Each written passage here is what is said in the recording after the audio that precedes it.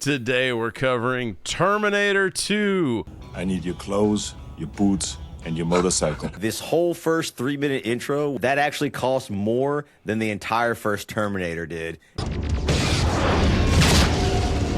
We're about to cross the 35-year mark on this one. You can see all 35 years on Robert Patrick's face currently. They go to actually like fight each other. And this actually reminded me, first time me and my wife had sex, where they're like throwing each other into the wall. Dude, his hand is like reaching out and he just... Oh, no! The title's like, when she's thunderclapping on you and you can't hold it anymore. I don't know how much longer I can hold this.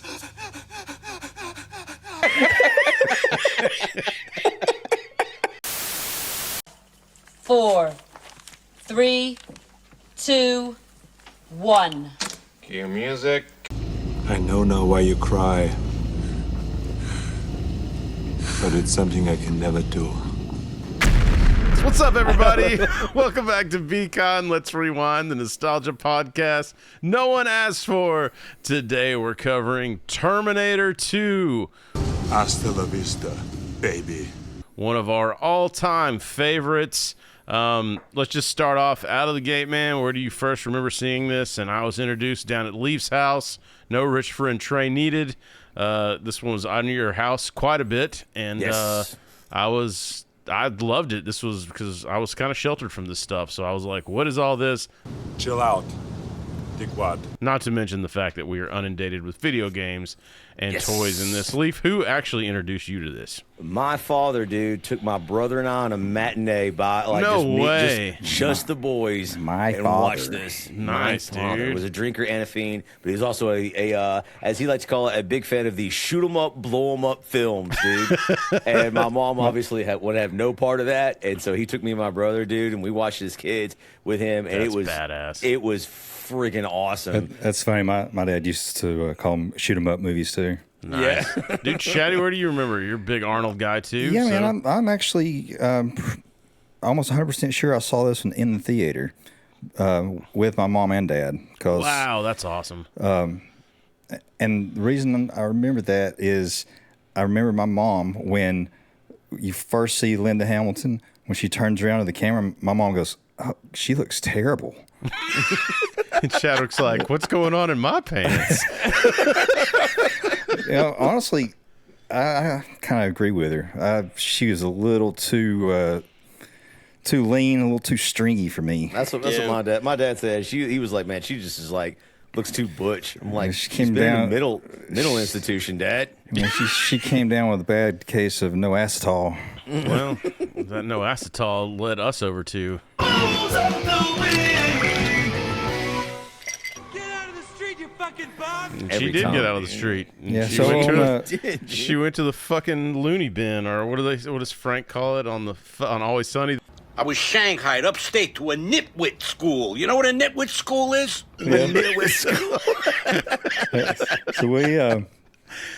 So we actually all spent some time trying to figure out the booze watch of this.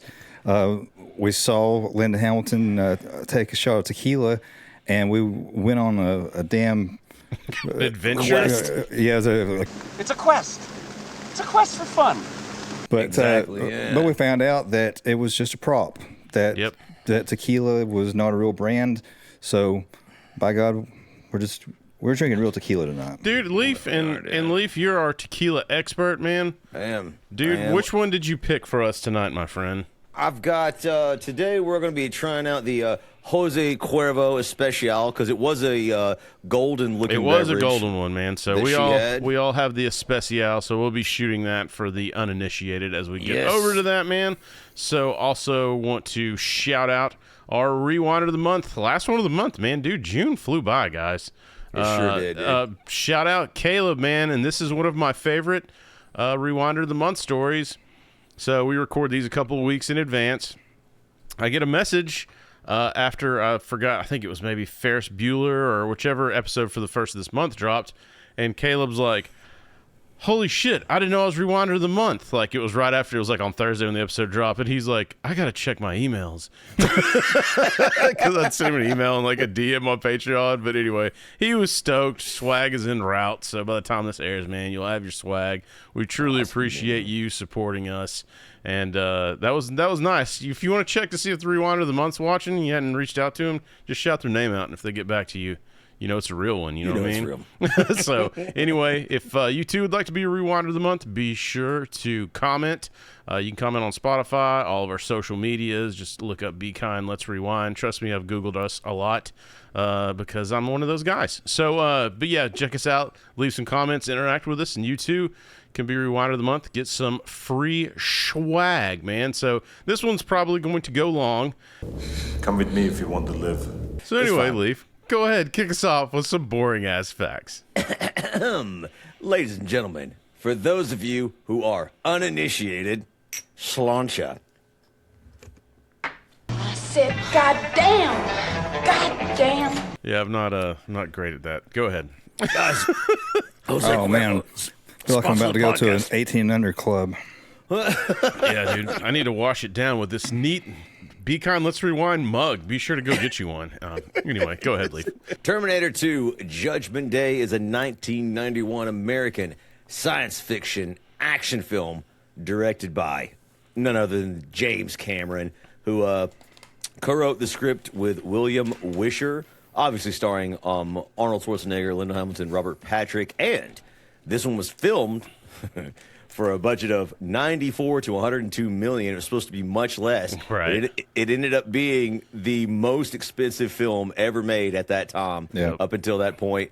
And it pulled in a paltry sum of between $519 and $520.9 million. So $500 million, And it's dude. crazy that, like, I mean, you never know, Worldwide. right? Like when the budget starts rolling up to 100 million, and we're talking 91, which, by the way, we're about to cross the 35-year mark on this one, guys. Yeah, man. Disgusting. Terrible. But I mean, you can look at on you can see all 35 years on Robert Patrick's face currently. Good Lord, I know. Like, we were watching the other night, and I was like, that's the same dude that's on Peacemaker. I know, the same dude that was on Tulsa King is a bad guy. Like, he's so young and spry, like Granny.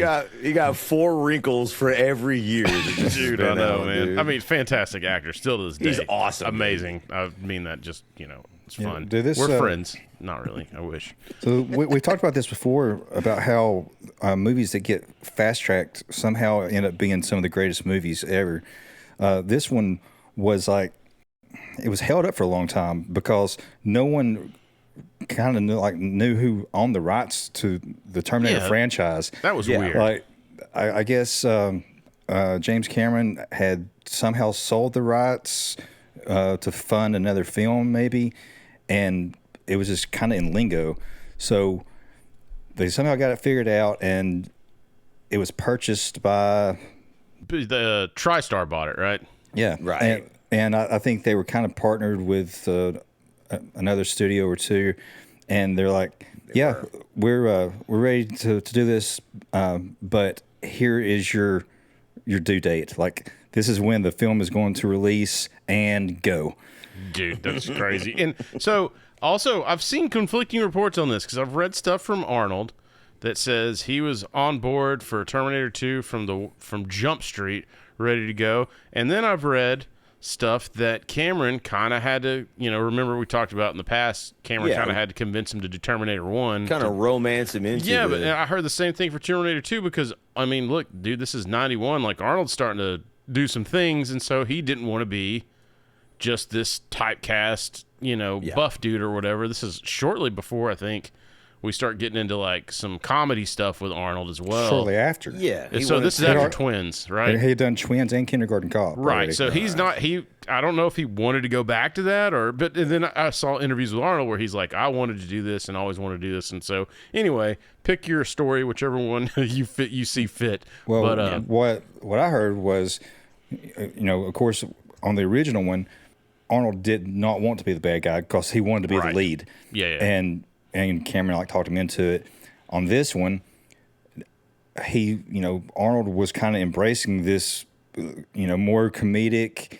And when Cameron came to him and it's like, so here's the idea. You're actually going to be the good guy. And he's like, no. Fuck you, asshole. Like I'm the Terminator. And then he wanted to play both parts, like the good and the bad Terminator. And Cameron's like, no, we're not. He was doing like, that. I already did it in that movie Twins. I played me and Danny DeVito. Yeah. Dude, Danny DeVito was all the crap that was left over from Arnold Schwarzenegger's. I'm the crap. I'm the crap, but and he's shipped off to a nitwit school. So, but So dude, you can't be a doctor. Can't be a pilot. dude, he went on to do great things. But That's so tequila. So yeah, no, I just tasted it too. So you do like how this even came to be, because this is classic. Here, guess what? I'm gonna relate this to wrestling. How many times is a bad guy over so big and he's like this giant heel in wrestling, like The Rock, and then next thing you know, he's the biggest baby face on the planet. As soon as they turn him face, the same shit happened with Turner. Because guess what, man? We had these toys we were playing with, which we shouldn't have been. We had, some video games, especially like the big one that we'll get into later on in this movie. But it's crazy to me that it's like they just said, okay, man, we'll make you a good guy. And I mean, if I was him, I wouldn't have seen it either. But holy shit, it was right there in front of you. It's perfect. Everyone loved Arnold as the Terminator. Yeah. This is also he when was he's getting into politics. He's out like supporting George Bush, and he's dude, he's doing all kinds of like he's out in the public a lot, doing a lot, like you said, Chadwick, doing some funny movies. So everyone loves Arnold. You want to love Arnold. So this was just a home run out of the gate. Did you guys see that interview with him? Like after this movie released, someone was asking if there was going to be a Terminator 3, and he's like, well, you never know, but I have an idea for it. It would be the Spruminator, and I'm coming on your back again. So I'm coming day and night. What's funny is like I did like see an interview with Linda Hamilton in this, that I guess like Edward Furlong didn't have. I guess his dad wasn't around in real life, so Arnold was kind of that father figure. But it was just Arnold talking about women to Furlong when he's like 14. Like, dude, doing research for this movie, I came across this little tidbit about Edward Furlong, where, like, they took him out of school and they gave him like a tutor basically, and you had all of these like family members and whatever that never really pay much attention to him before. They're all like clamoring now, like, for sure. How can we get a piece of this, whatever. Damn. But he ends up like filing for like emancipation, and then moves in with that tutor. So he's like, I think when he was like 16, I think is when this happens. Yeah. He moves in with this chick that's like late 20s, maybe 30 years old. Well, the burning question is, was she hot? I mean, Nice. Nice. I would assume so, because I think we were in 6th grade when this came out, and I remember all the girls that we thought were hot in 6th grade were all like, "Oh my God, he's so hot!" And Oh I'm yeah, like, dude, 100%. I'm like, so you don't care that he sucks at acting at all, huh? Dude, Arnold was like, I said the housekeeper, not the tutor. It's not a tutor. It's not a tutor. It's not a tutor at all. He tried to steer him away from the Tried to tutor. warn him, dude. Yeah, he wasn't listening, man. Stop it! So, dude, let's jump into this, because I know we got an ass load of facts. This ties We into do, video man. games. I mean, to be honest, straight up, if we're at a party, no sports, nothing's going on, and somebody's like, y'all want to watch Terminator 2? The answer is never no. Always is, dude. I mean, I think we even watched it at the cabin a couple times, like where it's just an awesome fucking movie. This is one that I purposely will like stay away from for a long time. Same. So I can go back and just be blown away again. I put in a new like surround sound system downstairs, so You're just sitting there with a fucking boner for 2.5 hours. yeah, And only Arnold on the screen. dude, I watched it twice this Tutor! week. I watched it just fucking high as shit one night, and then I watched it with the missus last night. So Nice. Shadow's like, I was high as Jesus. So I was walking on water. I was walking on water. All right, Leaf man, let's go ahead and go in with this opening scene. So we got a lot of new I think listeners recently. Yeah, so, man. Typically, what we do for those of you who are new, we go through these movies scene by scene and make jokes, laugh, and curse a whole lot, and continue to drink And talk about the tuna. yeah. So Leaf is the factual guy. Chris usually covers all the stunts, and then I'm a slut for special effects. So, dude, man. we all also have our just- hang-ups. And Dude, and that's Shadow's shit we're gonna also talk about. just a slut sometimes. So, also shout out to our OG listeners. This, I believe, was the first episode that ever aired that we did. So, Can they still watch this on? They can. It's on Patreon, man. So if you haven't already, be sure to join Patreon. $4.99 a month. You help us a bunch, and it's only $4.99 a month. I'm just telling you. $4.99. Jesus, This it's not the episode's gonna be way tuna. better. This episode's gonna be way better than that episode. Yeah, but, 100%, man.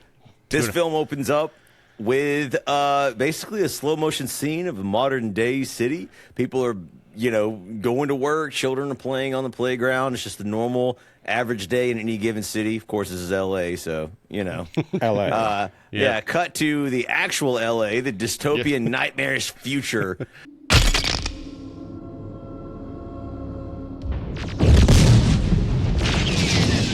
In the city of Los Angeles, the year is 2029, Dude. and we get this segment, dude. Not to continue to bag on LA, so I'm going to go different. This is actually pre and post Chernobyl, 1986, whenever that nuclear incident happened. So do your homework, kids. I don't know, but this movie version of 2029 looks a whole lot like the real version of 2026. Yes. There's just less homeless people in the movie. Dude, I got to shout out because normally I would make a Detroit joke there, but this dude, our homeboy Josh on Spotify has been giving us shit because he lives in Detroit. He's like, damn it, another Detroit joke. So Josh, I didn't go there. We actually didn't said go LA. there. We said LA this time. We told you we like Detroit. It was just a RoboCop joke. So anyway, Yeah, we couldn't help it. Yeah. shout out, homie. Speaking of Los Angeles, though, this was filmed at the same time as like the Rodney King incident. Yeah, I know. Like they were filming the same night that it Yeah. happened. Damn, like dude. it's fucked up, but That's crazy. Yeah, Shit is fucked up. the little tidbit, 2029. We're almost there, guys, we're and we're on pace. a little too close for comfort, but we're treated to a voiceover narration as the camera sort of pans over this hellscape. And an unknown woman, as of yet, is explaining that on August 29th, 1997, the future, there would be an apocalyptic nuclear war resulting in the deaths of over 3 billion people, and they called that war Judgment Day. And it turns out on August 29th, 1997 was actually just Chris Lowry in his downstairs bedroom jerking off for the third time that day. So talk about Judgment Day. What Judgment Day? I got done and I just looked at the mirror and I was like, what's wrong with me? I gotta get some friends or something. What's wrong with me? The survivors of this war, led by John Connor, battle a computer entity named Skynet and its machine armies Shout in out the ruins. Shadwick Shirt, and also shout out our tier on Patreon, $4.99 a month is called Skynet. Skynet, yes. There you go. We're not fans of this movie at all. Yeah. Not even a little bit, no. The narrator basically tells us the machines sent 2 assassins back in time so it could destroy the resistance before it began. One targeted Sarah Connor, the mother of the resistance leader, which is where we get the first Terminator, 1984. And the other was sent back to kill the young John Connor himself, which is where this movie will basically be taking place. In response, the resistance also sends back their own protector back to save young John Connor. And now it's sort of like a race to see which one can get to him first, right? So, I mean, we're set up here, and this is a really important part to mention. We're set up if you don't have to obviously have seen the first movie to enjoy this one. This movie is just incredible on its own. But if that's something I want to say real quick. Yeah. We're all in our like mid 40s now. Mm-hmm. I think pretty much everyone our age, this was the first Terminator movie that we saw. Yes, right? and that's what I was saying. So what I was thinking too, like when you talk about Sarah Connor, which she's about to make an appearance, but like when you go back and watch what she was in 1, Yeah. Holy shit, what a range. Dude. Yeah, Like, I mean, great job, dude. Linda Hamilton. Like, I'm going to dote on her the entire time. For sure. Like, shout out, absolutely. But if you have seen the first one, like, I honestly, like, if it's been a while, like, watch them back to back. Like, dude, there's a lot of Easter eggs and shout outs to the old film that it is such a treat for the lovers of the first Terminator series. And like Shabak's right, a bunch of us probably had never even seen it. I think I had, but it wasn't like I remembered a lot of it, right? Like it wasn't like it was something that I had that I was a huge fan of. I definitely had not seen it because I remember like the first time I watched Terminator 1 or the Terminator. The Terminator, right? I was like, man, these special effects blow. like you know the scene where he's looking in the mirror and his face is all fucked up. I'm like, exactly what I was about to say. It looks like Teen Wolf. Give me a keg of beer. Here's a little fun fact for you guys. This whole first 3-minute intro with the robots and the war, and that actually cost more than the entire first Terminator did.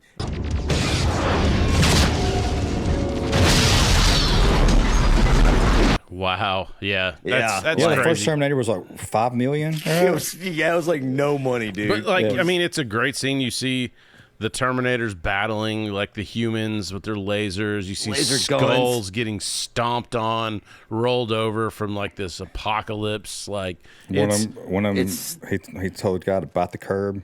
I think that might have been American History X. it may have been a different movie, but yes. Shannon watched the wrong film again. I get my crushed skulls mixed up sometimes. Yeah, dude, this one, it's a great scene. The robots, I mean, even now, like the robots look real enough to me where I'm not just like, that's cheesy garbage. Well, and remember, this is 35 years ago, dude. Yeah, dude. Well, The this special was effects. Stan Winston? Is that his name? The special effects guy. They were scale models. Like Yeah, that's what I puppets. saw. Like that's crazy. Yeah, all the T-800s, I guess. They're walking around the endoskeleton, exoskeleton, whatever they are.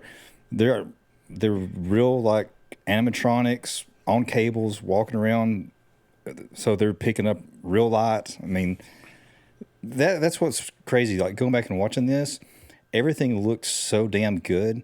I feel like we've actually lost something. We've regressed. Yeah, we have, because like CGI is great if you use it sparingly, if you use it correctly.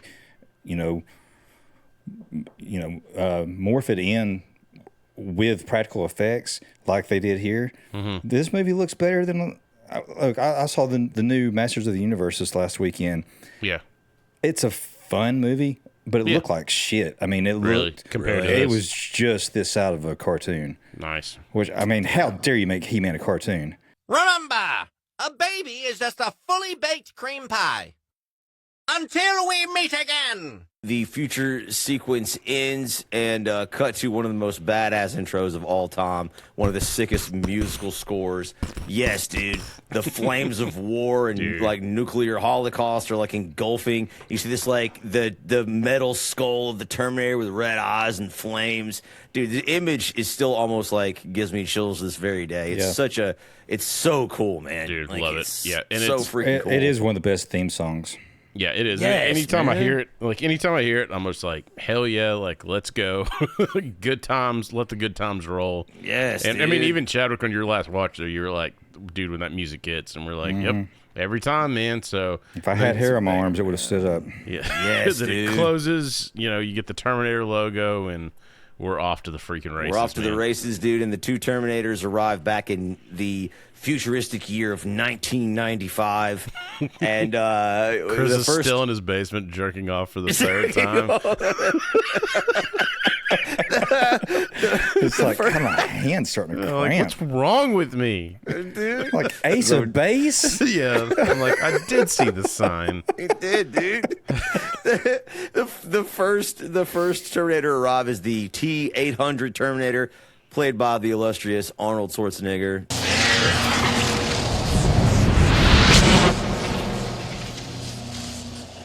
Dude, iconic, classic. It's this big bubble that sends him back, and that bubble melts like half of a semi-truck trailer back there. You get this. Of course, he's naked, which is a plus to everybody. But like, it's just a cool shot that you see him, because you don't know. Like, you hear the intro, you don't. I mean, you're probably half-ass paying attention or half-ass understanding. So like, you see him, you're like, fuck.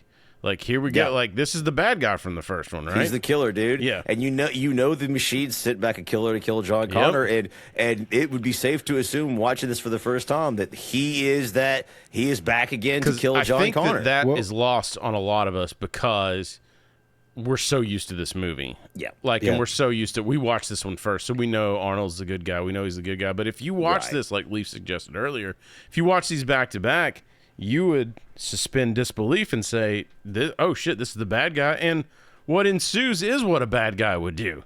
You know?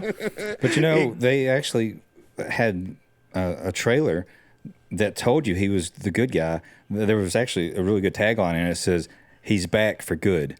Nice. Oh, yeah, it's clever then. That's really clever, yeah. But exactly what Chris says occurs. He goes into this local bar, obviously butt naked, looking for, clothes to fit in. And those waitresses, by the way. Yeah, the women, all the women in there are like, oh. They're like, yeah, dude. Evidently, though, like, I don't know how true this was, but evidently he played a prank on everybody in the studio there that was filming this over, I think, 3 nights. He showed up in the scenes where he's supposed to be nude, but of course he was wearing shorts. Yeah. And evidently he got like the loudest, like, Hawaiian. He did. I saw a picture of it. Yeah. Did you? Oh, yes. we can maybe cut that in. Dude, they are loud. People were laughing about it, and so it was sort of like a legendary prank, even to this day, that people they talked about. Just got to cut the tension, man. But he walks up to this biker, and Shattuck, what does he say to this biker? I need your clothes, your boots, and your motorcycle. Yeah, and the guy's like, "You forgot to say please." I know, he's just everything. He's got this big cigar, and he puts the burning cigar right on his chest, and then right on his chest, and he's like, "That's what you get for spilling paint in the garage." Yeah. In his house. That's exactly. No, Dad. What about you, dude? And when he sees that he doesn't react to it, then it's and it's on, dude. And he throws him on a grill, like he just beats everybody up. I always love that because the guy is like acts like he's knocked out. Shout out to whoever the stunt guy is. He's knocked out, but then he's on a stove, so that wakes him back up, and he's like, and like jumps off or whatever. It's such a good stunt job right there. That's good shit. Dude. But it is, dude. You got the guy with the pool cue, like breaks it, on back of his head, and he just turns around, looks at him. And, my favorite guy is the guy with a knife through his shoulder. Yes. Well, it's like an ice pick or something. Yeah. But he tries to like stab Arnold, and I love it. Like he just doesn't go in like to his ribs because he's obviously a machine in metal. It's so cool. It just like clang and like sticks like in his skin. And sound effects on this are phenomenal, which we'll get to some of those like later on. But like, dude, he ends up going to get what he came for, which are the clothes, and he needs the guy's bike. Yes. And then you see one of the most badass things in the world. He's in full leather, dude. Walks out on the porch, and then fucking some George Thorogood starts to crank, baby. Bro, and the bartender comes out and tries to stop him. He's got this like sawed-off shotgun or whatever Arnold has in the film, which is like his weapon for the majority of the film, right? I can't let you take the man's wheels, son. Yeah, and then he just comes back, snatches his sunglasses. So you got your classic sunglasses, leather garb, and I've seen this movie so many times. When we were watching last night, like I knew I was doing the music. As soon as he walked out, I went. My wife's like, "You've got a problem." You're like, "No, God, you have a problem." It was so fun, dude. Like, I love that scene. It's so badass. Like Chris said, he rides off, obviously in search of John Connor. The second Terminator then arrives immediately after, the T-1000, played by Robert Patrick. Dude, an unknown, a relative unknown. I don't know if he was in anything before this, like ever. Was this like his? Shout out to him. He apparently did a lot of training for this.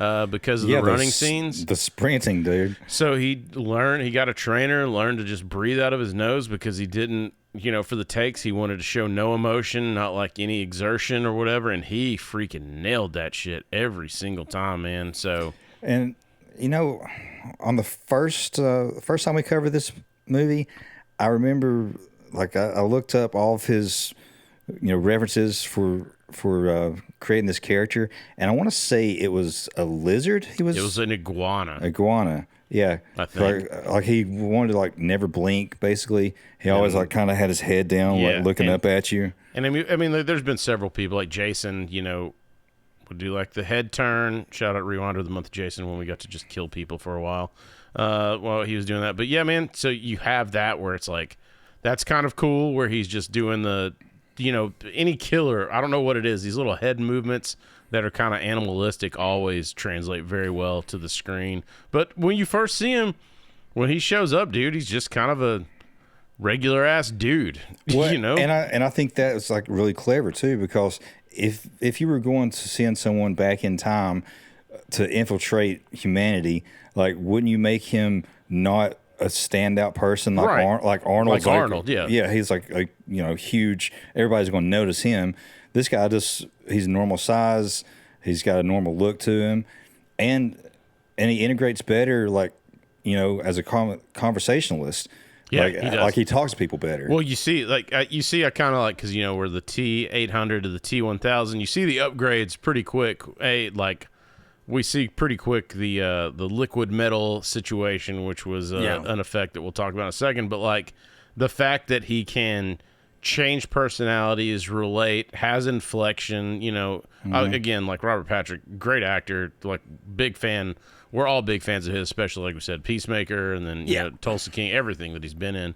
But that's what I always saw as like the upgrade is like, okay, so this guy knows how to talk to people now.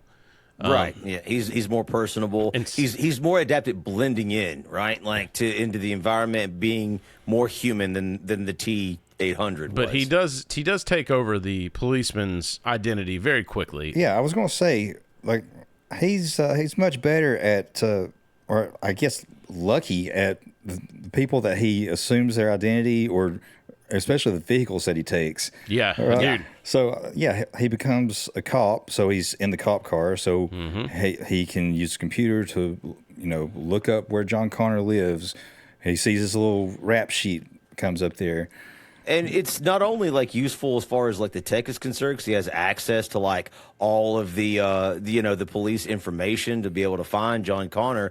Like he has access, he's got the technology. He basically has carte blanche to just wander through the city. Nobody's going to stop him. Nobody's going to question him. He's assumed this dude's identity, right? Yeah, he's got authority. People just basically are going to leave him alone. In every movie we've seen in the past, we know that policemen can't keep a wife or any friends. That's just they can't. They're so involved in the job. That's so it's perfect. I shot a kid. We move on to John Connor's life. We finally see young John Connor at the ripe age of 13, just kind of hanging out with his boy Bobby Budnick, dude. I know. Like it was. So what was his? Was he supposed to be 10 in this? He's supposed to be 10. He's supposed to be 10. I think in real life he was like 14. He was 13 to 14. 13 turned 14 while they're filming, I believe. Right. Which this actually, I can't unhear it now. This is one of the things now that I really wish I hadn't have read. But he went back and dubbed over all of his lines, except for I think like there was one scene that they didn't make him go back and dub over. I think it was the cry scene. But you can, if you know what you're listening for, you can hear the dubs. But it was because his voice is changing. Yeah. I think there's a scene in the desert where he screams or something. His voice cracks real bad. Yeah. So I'm assuming that part wasn't dubbed over. Dude, he's screeching the whole time, dude. Yeah, he's yelling and stuff. You can hear it, like even the parts that aren't dubbed over. So, like you said, though, you see, John Connor, like we said, Edward Furlong, and then his buddy, old Bobby Budnick, aka I don't even know what his name is in this. His movie. name is Tim. Okay. It's never really referenced though. Like, Dan Cook, is it Cooksey? It's I hope we never part. Now get it right or pay the price. It's he's Bobby Budnick forever to us from Salute Your Get it right or Shorts. pay the price. Yeah, and we will pay the price. I read some shit the other day that he has grandkids now. It's like gross. Wow. What a little asshole, dude. But let's talk about Edward Furlong for just a second because, I don't know if James Cameron wanted an unknown for this. I think maybe like everybody. I did hear that a lot of people that were coming in for the casting call, they were doing like the cutesy like 10-year-old, right? The serial commercial type kid or whatever, and he didn't want that. He wanted like someone more edgy. So he sent his casting director out in public and he's like, just like try to find somebody. It's so she did. Fucking weird. It's like she just found him like in a mall and like gave him a card. Like, here, call this number. Like he basically got Pamela Anderson into our lives. Except he didn't give us anything good like she did. Yeah, I know. Great movie, but he's I think he's probably the worst part of it. Yeah, I mean, as we get when I was a kid, I think we're watching this. You want to be him because you want to be the Terminator's best friend. Well, I just want to hang out with Arnold. Right, that's what I mean, exactly, right? So man. like you're I liked envious him of when him. I was a kid. Yeah, you're envious of him when you're a kid. When you get older, it's the screeches and stuff. But I mean, that's him being a kid, right? Like that is what a real kid is going to be like in these situations. So I mean, to all the annoyances that we get now older with the screeches and whatever, he killed this. Like, he did a great job. Like, there's no one in this movie, I think, that did a bad job. James Cameron got what he wanted, man. He wanted somebody who was like brand new, dude. Just a debut. Yeah. Imagine that. Imagine that. Shooter. Imagine you just come in off the street, and then you're in one of the greatest movies of all time as your debut. Yeah, the greatest action films of all time. Then you have three middle-aged assholes talking about how bad you were in Yeah, I know. Yeah, dude. Yeah. Edward Furlong, come on to the podcast. Set the record straight, dude. Dude, we'll fucking hang out with you. So he's basically just like loves working on his motorcycle, which, by the way, why does he have that? Your foster parents are kind of dicks, huh?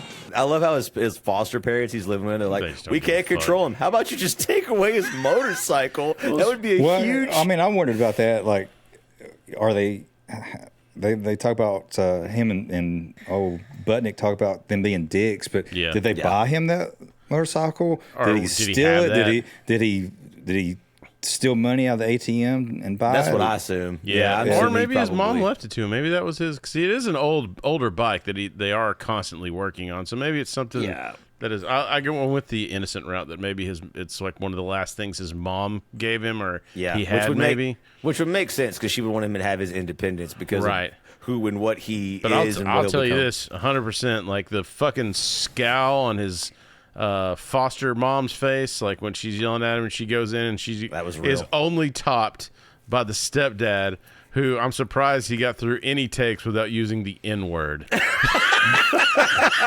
That man looks like he'd be like, nothing sets a steak off quite like some ketchup. That dude. I do like the line where she's like, "Will you go make him whatever?" She's like, "He hadn't cleaned his room in forever," and he goes, "Wow, it's an emergency. Hang on, I'll get right on it." I know. I mean, that dude is everything that is like, you just assume he's not working. Trash. He's not working. His wife probably makes all the money in the house, and he's just a piece of shit. Oh, they're getting paid to be foster parents. Right, sure. I know. But but he's definitely not working at all. And he's just... Every second they were filming this guy, they're like, please don't say a racial slur. For the love of God. Let us get through this goddamn scene without you saying one damn thing. And he's like, I'll tell you what's wrong with America. That's why they had to kill him off before they got to Miles Dyson. Yeah, dude. Yeah, they're like, nope, get this guy out of here quick. So his John's foster parents are Todd and Janelle Voight, I think, but they're played by Xander Berkeley and Jeanette Goldstein. So they're just treasures. They're both just classic human beings, dude, and I'm sure they'll live a long and happy life together. I will say I spotted a continuity issue that's fucking dumb that I saw this, and I wish I hadn't seen it. It's I can't. We dive into these too much. Again, people that are new to us, like we're just gonna say all the things. But anyway, he walks out, sans cigarette. He walks out, no cigarette in his hand. He yells at John Connor, and then what is the great line here that Connor says before he takes off? She's not my mother, Todd. peels out or whatever, and when he peels out, Todd takes a big fucking drag off of his cigarette that wasn't there when he walked out, which is dumb for me to notice, and it doesn't take me out of the movie, but sometimes I hate that we do this podcast because I see shit like that now that like you probably shouldn't see. Well, it's funny when you're talking about like how worthless of a guy that he is. I was thinking like he's probably got like Marlboro points or bucks or whatever it was. But what was that shit back in like the 80s and 90s? Like, dude, yeah, like smoke some cigarettes. Well, you had Camel Bucks for a little bit. Yeah, Camel Bucks. Okay, What that's I was what it thinking is. of. Yeah. But yeah, man. So anyway, he speeds off with old Budnick, man. Leaf, what was your note on this? What are they going to go do? They ride off to do something presumably latently homoerotic. Well, listening to Guns N' Roses? Dude, yeah. Which is a nice little precursor where they're listening to that in the garage because, you know, he was working on the restrictor plate. It's not exactly street legal, but, you know, he's keep it on the DL. Keep it on the DL, yeah. You know what's funny is I think it was Arnold was like, you know, we need a tie-in, so let's just get like the biggest rock band there is right now. And like, what a great idea! And until why does Arnold got to do everything, dude? Until they set this movie in 1995 after Nirvana came out. Yeah, dude, that's true. But I mean, Arnold doesn't get enough credit, I think, on things like that. I think I talked about it in our Total Recall episode. He revamped and redid the trailer, like had them redo it because it was scoring so low, and he was so invested in that shit. Yeah. So, you know, to him, like to make the suggestion in 90 when they're filming this, like, hey man, like we need to have a tie-in, and it was, dude, Guns N' Roses was fucking it in 89, 90, 91 for sure. Yeah. I'm glad you said that, dude. What a brilliant mind Arnold Schwarzenegger has, because a lot of actors are just stupid actors, right? Like they're good at like pretending to be something, but like Arnold had like he's got so much more, despite the fact that like he's obviously a world champion bodybuilder. Like he had a mind to know what people like were interested in, man. I mean, what they like. I've got to tell you, go read his book. I think it's called Total Recall or something like that. Yes, but his audio. I'll listen to the audiobook, but he because me and Shadow can't read. But like, yeah, you go back and you watch that or listen to that book, and it's just like, dude, him and his buddy, like, what was his Franco? Yeah, Franco Colombo. Like they were hustling people doing like tiling and carpentry work and framing it up like they were these like experts from blah blah blah blah blah. Like he's been a hustler his whole fucking life, man. Yeah, man. One of my favorite stories was about Stop or My Mom Will Shoot. Mm-hmm. You know the the Stallone movie. This is a good one. They offered that to Arnold first, and he read the script and he's like, "Oh, this is a piece of shit." And so, but he got word out to Stallone's camp about how great it was and how he wanted to do it. And this is right in the middle of their rivalry too, right? Right. Yeah. And so dirty. So basically, dirty dude. He tricked Stallone into taking that movie.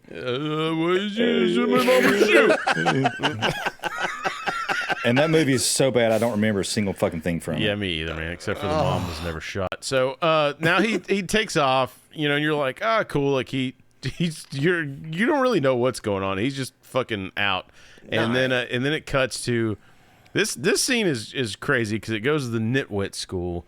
And yeah, because so we find out the reason it's perfect, it's the perfect scene change because John, you find out like those are his foster parents in that one sentence where he's just like, she's not my mom. Yeah, well, he says before that your foster parents are dicks, and then she's not my mom, Todd. Why wouldn't you just get another burrito, Todd?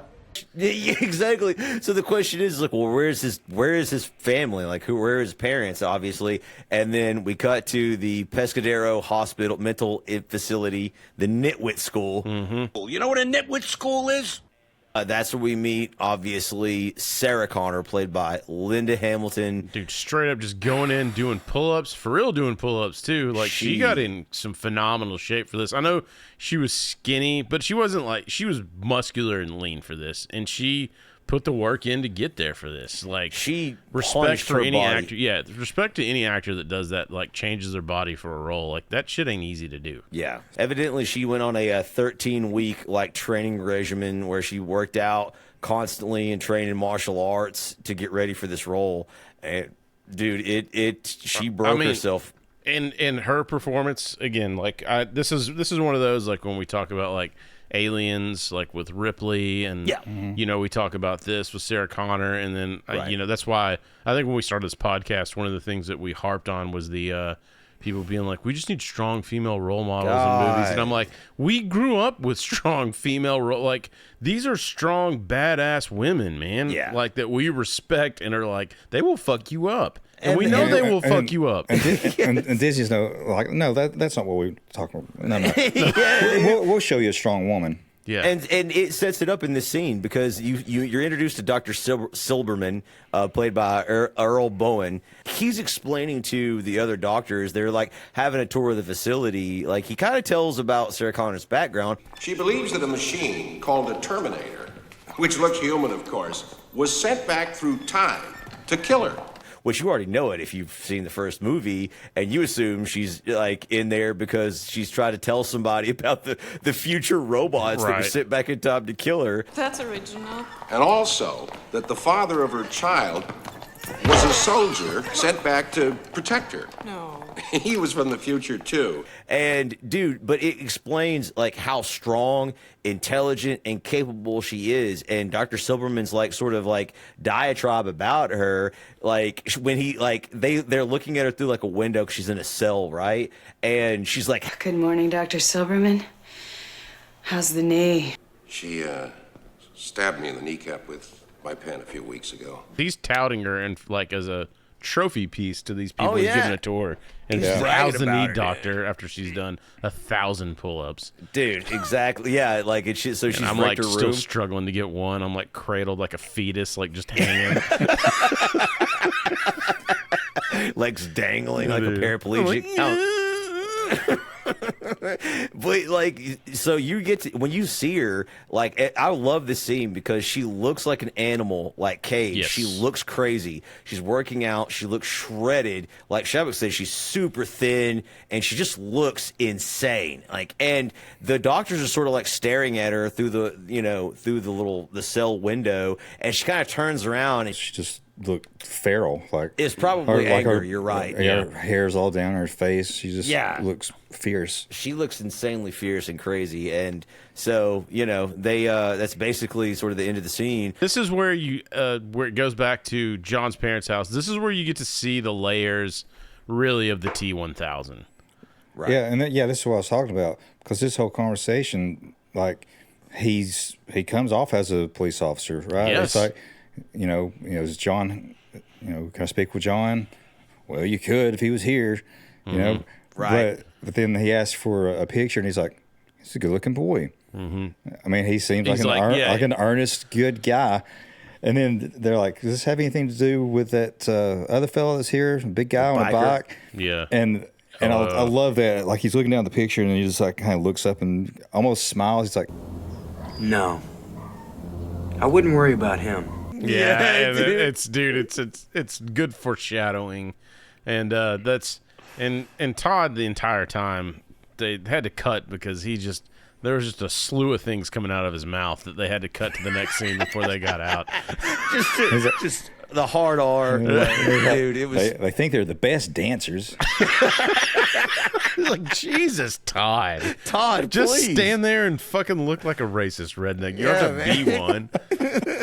But this also, so you go to the next scene and that was Cameron's tip to him. It's like, just don't say it, but you're a racist. You're a racist, yeah. But this kind of scene, I always wished that this was real, and this was a secret dream of mine, where it cuts to John hacking an ATM. Yeah, with like a card and I'm like, I wish this was real. Like, where you could remember when we thought what hacking was back in the day? Yeah, they did in Superman 3. Unfortunately, it's just degraded to people trying to get our Social Security money now, calling us on scams from India. Yeah, disguised as relatives that are dead. Like, I just need your Social Security number. I've been dead for 14 years, but you just give it to me. But he's gonna rob the ATM of someone, who knows, and he gets, what does he get, like $300? That's all he gets. Yeah. It's like I was like, dude, I would have fucking maxed that bitch out, but maybe he knows better than I. You can't go too much. You can't be greedy. That's how you get caught. Yeah, that's Easy true. money. Yeah, Easy so money. He anyway, he takes it out. It's, where he tells Tim, aka Bobby Budnick, learned this from his real mom. and she was badass or whatever, and he's like, nah, like she went crazy, or you can start you get more. You get a little bit more of this animosity he has towards his mom because he's kind of been abandoned. He tells Butnick that she tried to blow up a computer lab or something, and police shot her, and she's been locked up.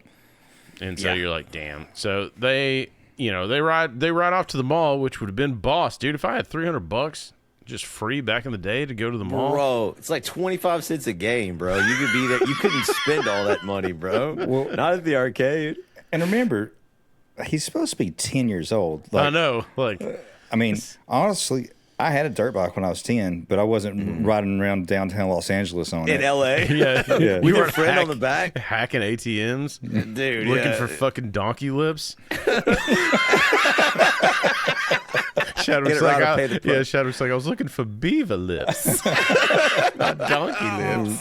A pair of sick Joker lips. Yeah, so we cut back to the Pescadero Mental Hospital where we see Sarah being interviewed for her 6-month evaluation, and she's looking quite different than we saw her in the very first scene. She's super calm, very contrite, very kind, very just. It cuts in to this scene like showing a video, right, of her. Yes. Yeah. So and they're watching it. I know the date it happens. I'm sure it feels very real to you. On August 29th, 1997, it's gonna feel pretty fucking real to you, too. Yeah, man. Yeah, I know what you're saying. Great fucking actress, right? Dude, yeah, 100%, man. How did she not even be nominated? Because the Academy sucks cocks and they dicks. do. They don't know what the hell they're doing, bro. Because if you watch the scene again, just go to YouTube and watch the clip. If you're not gonna watch like the full movie, if you don't have time, dude, like this scene where she's basically like delivering like her beliefs about like the future and the devastation that's to come. Like, dude, the script, the way she delivers it, the funny quips that she sort of has, the sarcastic like lines that she delivers in there. 1,000-mile stares that she has, like where she goes in and out of like sanity. Like it's that's not an easy thing to fucking do, guys. No, and she's watching herself act while she is watching, herself at the same time. She's reformed now. Yeah, and so she has to. And they're recording this also, right? Through a window, I guess. Yeah, exactly. And so she has to basically pretend like, well, that's not me anymore, right? Yeah. And so you're getting two performances from the same actress in the same scene. She says that, well, you told me I should like set a goal.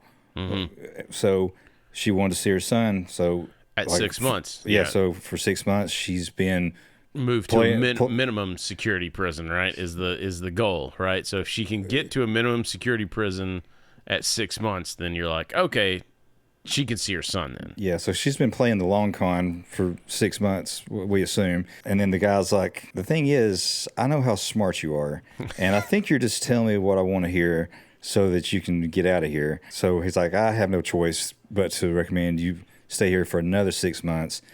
And rightfully so, she loses her shit. Yeah, man, dude. And tries to kill him. Yeah. And she's like, what the fuck? And so... And you know what? And I like this. He breaks the fourth wall, but it's into the video camera. So he's not really breaking the fourth wall. Right. But he looks directly at you. Yeah. And he's like... Model citizen. Yep. It's a good line. And so he's denied her request. She'll need to be locked up another 6 months. She can't see her son. And dude, it's kind of heartbreaking because you're like, damn, like, she really thought this plan was gonna work. We all know she's telling the truth too, right? Like that's the other thing. It's like, damn, she's locked up, and we know that like she did crush the Terminator in the hydraulic press, and there is evidence of that. And that's you get the scene where it cuts to Dyson, the Cyberdyne Industries. Yeah. Then as she's explaining it. Well, he even says that the doctor says that there was no evidence of it. So the story that's been told by the authorities is there was nothing. Right. And then we cut to Cyberdyne, where you find out to the contrary, there is evidence, and it exists, and this is what you assume is the reverse engineering that because remember after Terminator 1 when she kills the Terminator, the T-800, that should be it. that should be ball game, but oh, look at what we did as a society. Kind of like we're going to do with all the alien stuff that we find in reverse engineer. Yeah, that we been reverse engineering. Shout out our Close Encounters of the Third Kind episode that probably 4 people watched. It's a good movie, goddammit. Three of them are right here. 3 of them are right here. But man, so this is where one of ours, I know this is close to our hearts, the Terminators end up converging, and because John Connor and Tim, a.k.a. Bobby Budnick, arrive at the mall, and they're going to blow some quarters. So before we do what I want to do, Leaf, why don't you shout out some of the games that are in this scene, my friend? Right. So they're playing Missile Command. Yeah. an Atari classic. It's probably like the updated arcade version, dude. But there's that one, and like when the T-1000, when John Connor finally flees, he's in the middle of playing Afterburner, which, if you guys don't remember, this was like a jet fighter game. Yeah, I remember that and one. dude, it would move when you would move the flight stick. You were fucking like, awesome, man. dude, it's such a good game. It didn't move side to side though, right? It just moved kind of rocked back and forth, up and down. You're right. Oh, yeah, you're right. Later on, I think they had it rotational, but I think that version, But I believe it's you're right. fucking awesome, man. It was a cool game. Cool, so man. that kind of led us over to a Patreon sidebar. Fuck you, asshole. I just wanted to talk real quickly about arcades, man. Back at the arcade, dude, like you said, Leaf, they're playing some badass games, coin-op games back in the day, and some things start to go awry because, like you said, the Terminators are going to converge here. You keep using the word. I don't think it means what you think it means. They are, dude. And so, obviously, the T-1000 gets there first, and he's in the arcade looking. He's tracked down John Connor thus far, and Tim goes to get more quarters, and he runs into him. And he asks him, he says, the T-1000 asks him if he's seen this kid. Smartly, I thought this was so clever when I was a kid. Nah, I don't know. John, not now, not now. Hey, man, there's this cop scoping for you. Check it out. Budnick saved the fucking world right there. He saved the world. Yes. And you know, and he doesn't get any credit for it. He doesn't get any credit for it. And I mean, speaking of, have you seen this boy? That leads me over to shit stuck in my head this week.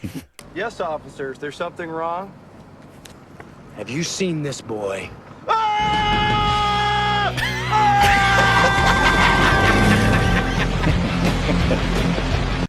Like that he just starts to walk after him or whatever. Anyway, it's so good, dude. It's so good, man. That's exactly what happens. He sees the T-1000 sees John Connor run out the back and try to escape, and so in the hallways is where the two Terminators converge. A little young John Connor runs into Arnold's character, the T-800 first, and this is one of my favorite scenes in the film. And I've noticed I said that a lot watching this out loud. I'm like, this is my favorite scene, and there's more than one. This is one of my favorite, and I'll tell you why in a minute. The roses, so Arnold's carrying a box of roses, been in there as his shotgun. Where you going with that shotgun? Yeah, that's how he got it, into the mall without being, pegged as a murderer. And he pulls it out, right? Yeah. So John Connor, he's ran out this back door of the arcade at the mall, so he's in a hallway. So he's got the T-1000 coming in behind him.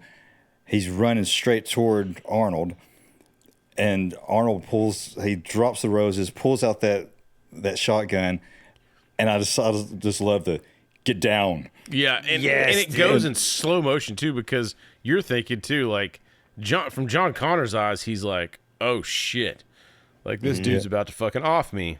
Yeah, and the audience thinks that too, because again, as we mentioned before, we still don't know which Terminator is the good guy and which one is the bad guy, right? Like, so you see, like Arnold just pulls out a gun. There's probably a better way to go about it. Like if he was gonna, you know what I mean? But he's the 800. He's not the 1000. He doesn't have charisma. Exactly right. Yeah, to Shabak's point, he has no personality. He pulls out a gun, and obviously John's flipping out. But as Shabak said, he points the gun not at John, but at the T-1000 behind him. And this gun, for the sound design on this, they kept trying bigger and bigger caliber guns, and they finally use an actual cannon inside of a canyon to get that reverb. Yeah. And, it sounds so cool. Dude, yes. I paid attention to it last night when I was watching it, and it really does just like echo the whole room when the thing goes off. Get down.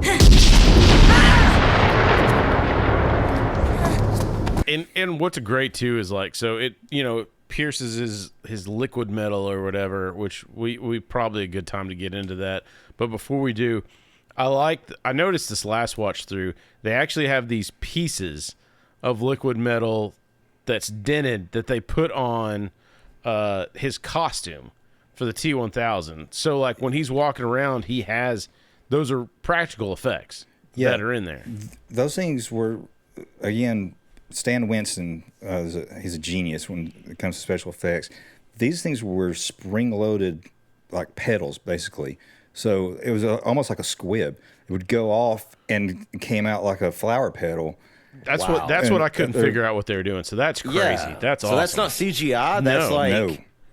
Wow. And you can tell. I think they were made out of fiberglass and then painted with the chrome. Mm-hmm. But there's one or two shots where you can kind of see him like flapping when he's running. That's what I noticed. Is you can tell that it doesn't really have the weight of metal. Yeah, but it looks freaking badass. But this is where you first start to see. We saw it a little bit earlier with the liquid metal. And where did the idea for this come from, Chadwick? The Abyss came out what 89, 90 I think so. Maybe. Yeah, but they had started doing the CGI there. Didn't really have it perfected, but this movie was they were brilliant in the way they used it because it was tied in with practical effects. Right. We'll get into more of it later, but man, like I said earlier, watching this compared to some of the over CGI stuff that we have today, this just still looks better to me. Dude, same here. Like, it's just crazy how realistic it still looks. And again, 35 years later, man. So let's get back into this scene because, he shoots him with a shotgun. T-1000 pulls out the pistol. Arnold uses his body as a shield, knocks the door open, throws John in there, and then they go to actually, like, fight each other. And this actually reminded me of the first time me and my wife had sex where they're like throwing each other into the walls, and there's this point where through plate glass windows. There's this part where like Arnold's like he thinks he's going to push the thing and it stops him, and he's like, you see this look on Arnold's face like, oh, I've met my match.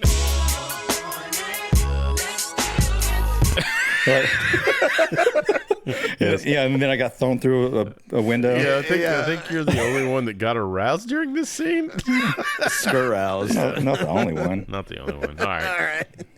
And so they have a battle. The battle to the death, basically, and in which basically the T-800 is outmatched, dude. He loses. He gets thrown through a plate glass window, and like he's summarily defeated for the moment. And the T-1000 resumes his pursuit of the young John Connor, who is this time fled the scene, jumped on his motorbike, is trying to start it. Again, like we mentioned in the beginning of the of this episode, that it's a piece of shit. He can't quite get it started, and it's this super intense scene. The T-1000 comes out. He's coming for him. When Arnold gets thrown through the glass, did anybody catch the mall security guard? Was it LaForge? Nah. It was LaForge. Was it really? No way. Oh, shit. That's awesome.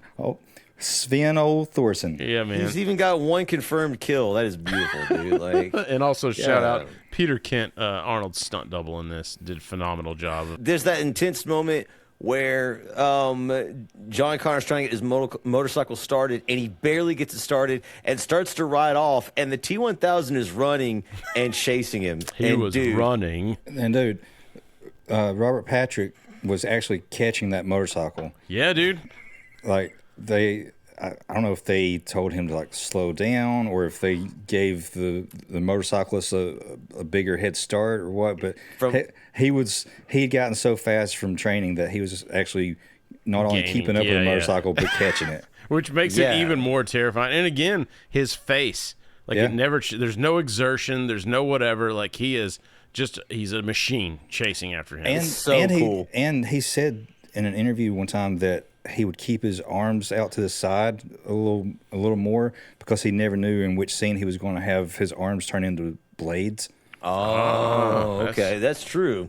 So I see those details are just they're insane. But I can tell you, this scene was the first time I was ever scared of this guy. Like before, like he just looked so wimpy. Like I didn't know he had any powers. Obviously, he doesn't show any of them up until this point in time. But dude, when he starts to run that motorcycle down, I was like, oh my God, like I could feel like my heart racing. Yeah, man. Right? Like he is chasing and he's not going to stop. Like he doesn't get tired. It's so intense. And so John Connor escapes the parking garage, and the T-1000 commandeers himself a little semi truck, man. Oh, excuse me. I want to drive. Yeah, which I guess they knew that it wasn't going to clear that bridge, so they just rigged the top to just be like, well, we got one shot at ripping this thing off, and just boys being boys, baby. And again, give credit to practical effects. They really dropped that truck off of that overpass into that, what was it, like a drainage basin or like whatever? a little ravine or whatever. Now, they had cables on it because the engine was so heavy it would have just took a nosedive straight down. So they suspended with a crane somewhat, but they did drop it. And that's why it looks so much more realistic, because a lot of CGI stuff now, it'll get the physics, it'll have the right direction and everything, but it doesn't have the right weight. Yeah, so I'm with you. When this thing hits, you actually get the dust, you get the debris, you get that, and you don't know weight. you don't even know if it's you don't think that it's coming off the top of this bridge, right? I mean, John, he's on his dirt stopped, bike. Yeah, he thinks he's in the clear. He looks back, and it's kind of from his vision. And this was another genius thing with Cameron. You see this thing come off the truck comes off that overpass and crashes, and you're seeing John looking back at it. He's in the foreground. Yeah. And when I was watching that, I was like, I mean, surely that's green screen, right? It's not green screen. It's two different shots. And I noticed too that John is out of focus because he's in the foreground. Right.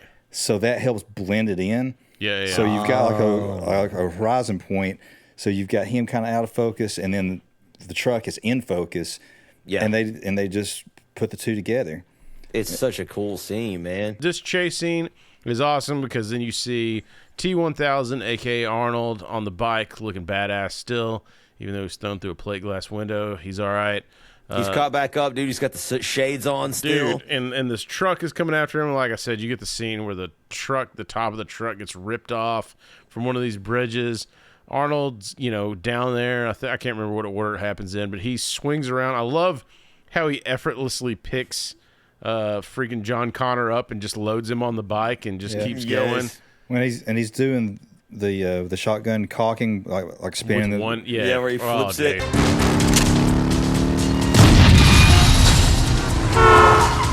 And they he practiced that a lot, and they wanted him to do it with gloves, but he couldn't grip the gun right. Right. So he had to do it without gloves, and it was ripping the skin off of his finger. Yeah, he fucked his hand up pretty bad. Yeah. But to his credit, he's sitting there stone-faced. He's not flinching or anything when his skin's been ripped off. It's so cool. Probably because he's been coming day and night. So I'm coming day and night. I mean, it's terrific, right? So, I'm in heaven. And then his motorcycle stunt, the jump, that was real too. Yep. Also on cables, but still though, it looks good. They drop it enough to have the impact. I think maybe some sparks come off. Yeah, like you said though, the weight distribution looks real. It doesn't look floaty and all this other shit. It looks real, and it holds up. But anyway, the scene ends with him. He rescues John, and they emerge from the wreckage because the T-1000 wrecks, topples over. I think we get even a badass explosion out of this, which they made masks of Arnold and Edward to put on the stunt doubles. Oh, nice. To make them look more like them when they're on the motorcycle. Yeah. Yeah. And then of course when when John is driving, he's 13 at the time. Right, so he can't, yeah. So they got him on like a side rig. Like his motorcycle's just like on a camera rig, basically.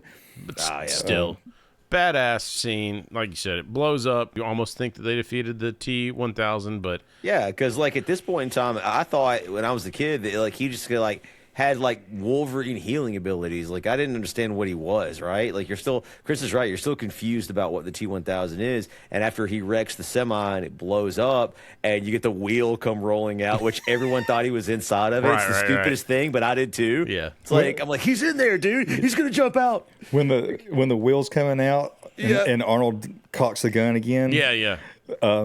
He accidentally hit Edward Furlong. Yeah, I heard in that. the head and gave him a mild concussion. Yeah, that's good. That's what I heard. I saw somebody had posted some shit. They're like, "He knocked Edward Furlong out." I was like, "No, he didn't. Stop being stupid." Also, don't everything you read on IMDb isn't real. Don't tell people that this podcast is over. So it's he comes out. The T-1000 emerges from the wreckage, and he's like liquid metal, dude. He's like, it's fucking Silver Surfer coming out of there. Yeah, man.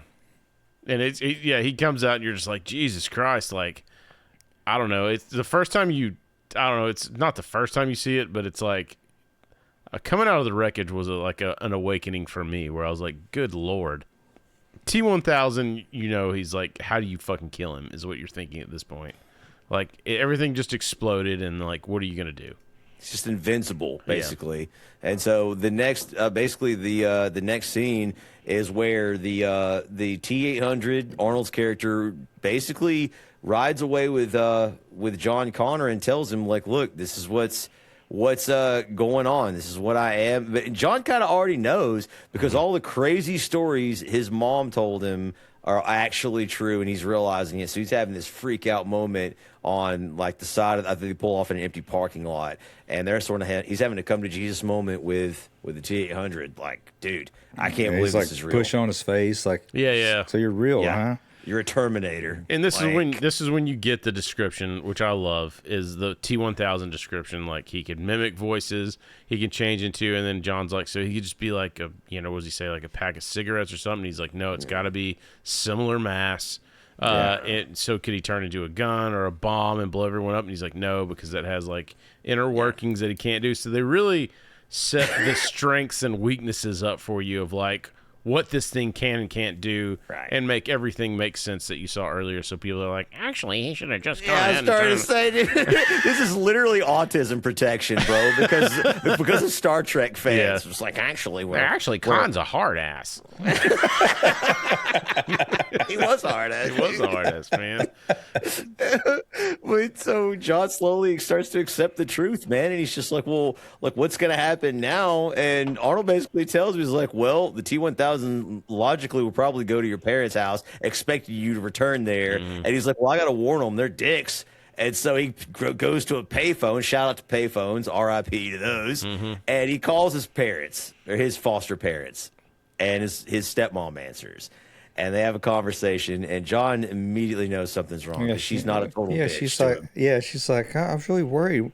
Come on home and we'll have dinner. I'm making beef stew. And he's like, something's wrong. This bitch is never this nice. And he's like, and the dog's barking. You can hear the dog barking. Because remember, when T-1000 showed up earlier, the dog was going fucking nuts.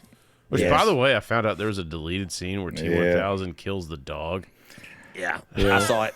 I seen it, dude. I haven't seen it. I don't want to see it. But yeah. So I thought this was just great writing. He turns to Arnold. It's like, something's wrong. She's never this nice. And so Arnold gets the phone and mimics his voice talking to Janelle. So it's Terminator talking to Terminator. Yeah, and he's like, "What's the dog's name?" And he's like, "Max." And he goes, Hey, Janelle, what's wrong with Wolfie? I can hear him barking. He's like, "Wolfie's fine." She's like, "Oh, Wolfie, Wolfie, Wolfie." And then also Toddy gets up and he's like, "What's wrong with that goddamn mutt? I thought you told me to get rid of that fucking thing." And you hear him through the phone? And you just like, see her put her hand up. Yeah. And then right before that, he's like, "Shut up, you worthless piece of shit." It still makes me laugh. Yeah. Dude. And he rightfully dies. Deservedly. He was just mad at that dog because it had a black face. Dude, he sucked, man. Dude, fuck that dude. But yeah, and I also like as soon as like Arnold like figures it out, he's like, she goes, "Oh, Wolfie's fine," and then her face like just turns stone. She's like, "Where are you?" Yeah. And then he hangs up. He's like, "Your foster parents are dead." Yep. And it's dude, it's again like this actress did a great job. Like to be this, because when the camera pans out, there's like a freaking, he's stabbed the husband through the head, which is the first time we cheer for a death in this movie. That was another good thing with Robert Patrick. He worked with every actor that the T-1000 was supposed to portray, mimic. Yeah, and so they would all have like similar mannerisms. Oh, nice. Yeah, you notice that with the security guard at the Nitwit school a little bit too.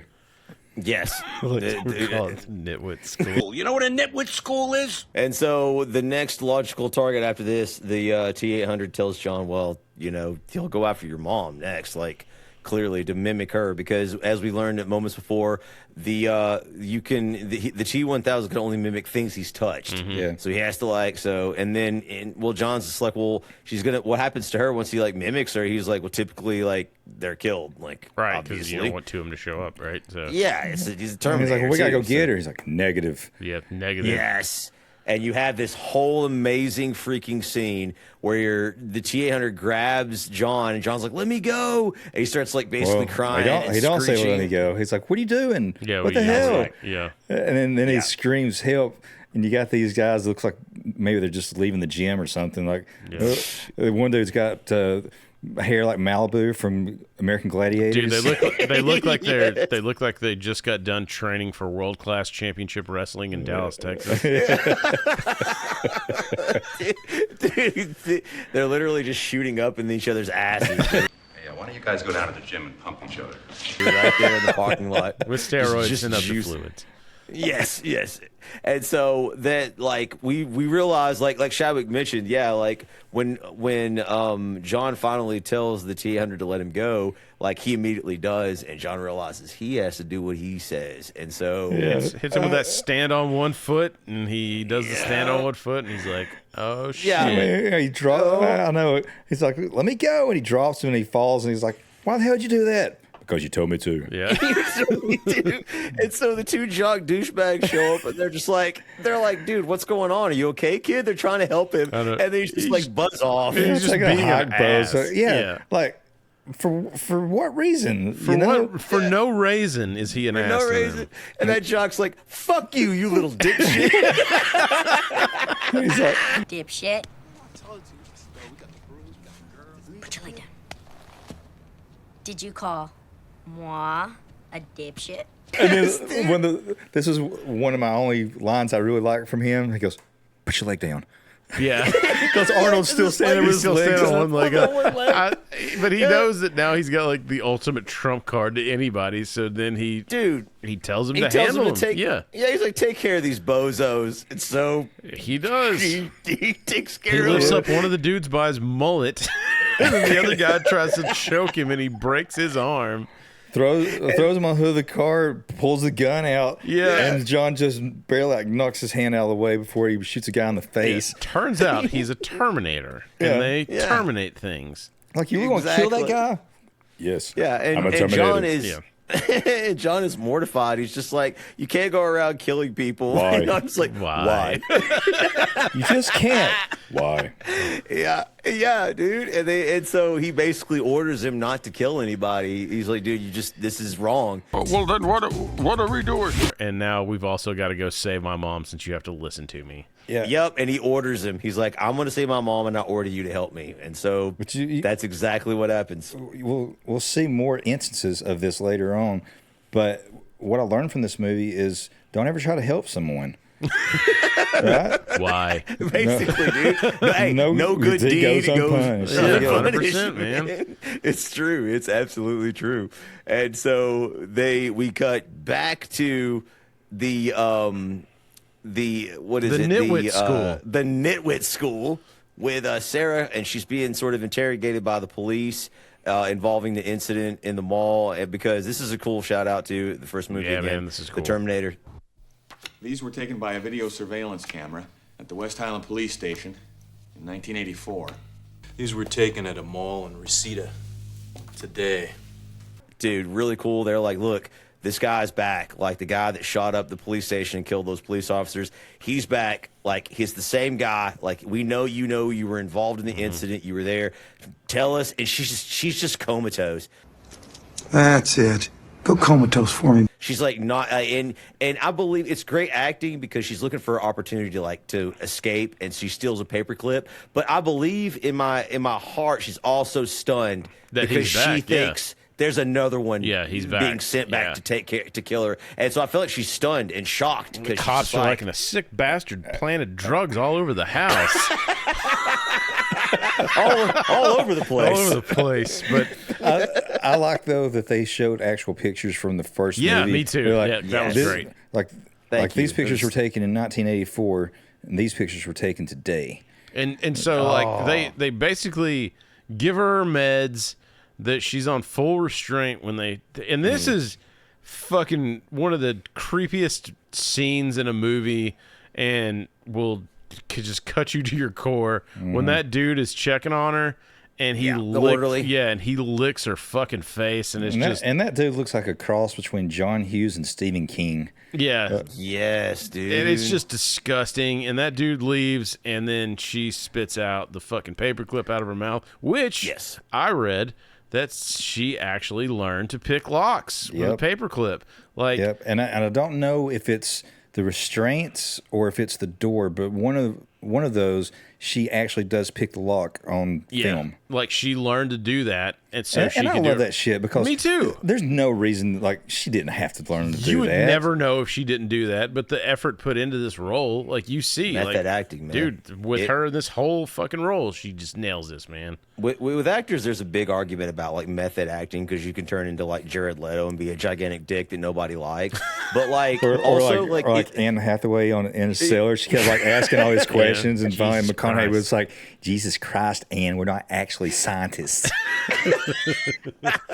Right? And so, but like, you both are right. Like, there's some benefits to doing it, and she's part and parcel, and so she begins her escape attempt. And let me tell you, like, millennials, go back and do your homework. You need to watch this movie. This is how a woman fights, and it is beautiful. So when I would teach martial arts, I used to use this as an example of how a woman could defeat a man in combat, right? Like, so the first thing she does when she breaks with out a of mop the cell, handle, yeah, she goes for a weapon. Yeah, and does she literally like fucking 30 style boxing a guy?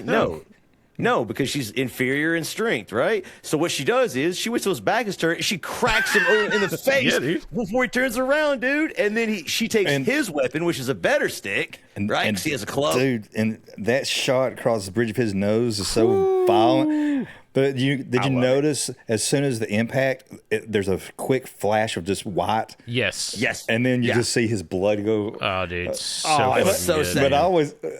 But I noticed too, like, she drags him on his fat fucking stomach. Yeah. And I'm like, did that mop up his blood? There's no blood on the floor. No blood? Yeah, probably. Oh, and that's the guy that licked her by the way. So it's double revenge. And dude, like, going back to that, like, as an actress, she really had to lay there and let that dude lick her face. Yeah, it's fucking weird, man. Hollywood, that shit is fucked up. But immediately after that, she grabs like the keys, breaks free, and she encounters like obviously the Dr. Silberman and another like orderly, and she throws the keys at him into his face, which he catches them on film. But even if it hit him like in the face, and as soon as he flinches, she strikes again and like takes him down. Dude, it is a chef's kiss of a fight scene. It is beautiful, man. And she actually trained with like a former Israeli commando. I believe his name was Uzi Gal. And she legit went all in. So shout out to Lyndall Hamilton here with her martial arts training. Shout-outs. More flowers. Dude, all the flowers. So good, man. Yeah, she takes him hostage. Whatever the medicine was that they had that they were going to give her to like knock her out or whatever, she jams that in the orderly's ass. Yeah, dude. So puts him to sleep. then she uses the syringe to get like some Drano or something. Oh, dude, she's about to Drano his ass. Yeah, and she's already like broke his hand. Yeah, and so she's got it like right in his throat, using him as a hostage. And as she's backing out, there's another orderly like comes around the counter or around the corner, gets the doctor loose. But the shot she puts on that guy too, I think it's like a palm to the nose, and then is it a punch or a kick to the chest? It just like knocks him completely off his feet. She shoves him. Yeah. She strikes him with a palm strike, and then she shoves him and just knocks him down and runs. Yeah. Again, it's just beautiful, man. The way that she works, she doesn't ever try to like go strength for strength. She always tries to deflect. She tries to use, her like subterfuge. Tries to hide. That's good because women can't be cops because they're not the strongest men, right? After everything that we did to like put up women, Chadwick's like, yeah, no, hold on, you ladies are getting too big of a head. Get back down. Well, before you get mad, a woman wrote that joke. Yeah, I'm just kidding. We don't hire women. But so she finally makes her escape, dude. She gets to the elevator. She's home free, guys. And this is it. This is the same thing because they did it with John Connor. The chef's kiss of the slow motion reveal again. Dude, it is great. That's one of my favorite moments because you get that echo too. Yes. She turns the corner.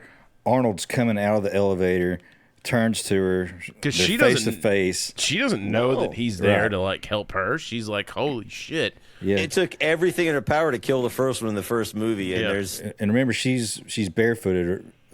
She's running down this tile hallway. Yeah. You hear her feet squeaking, and everything's echoing.